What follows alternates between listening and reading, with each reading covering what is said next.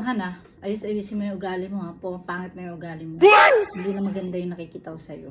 Bakit Sumasobra naman? ka na. Bakit?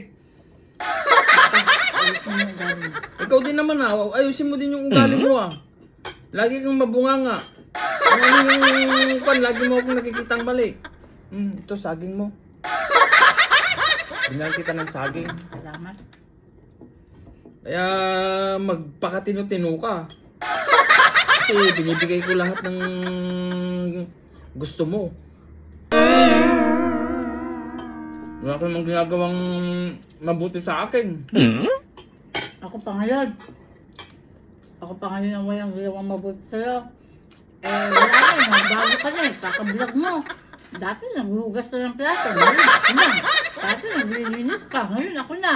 Dati naglalaba ka, ngayon ako na.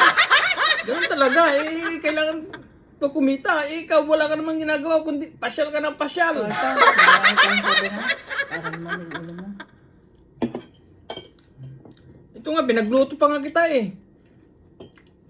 tikman mo, di ba, nasarapan ka sa luto ko? Pinagluto kita ng isda. Pinagluto kita ng talong. Ginawa kita ng salad Ito, salad mo.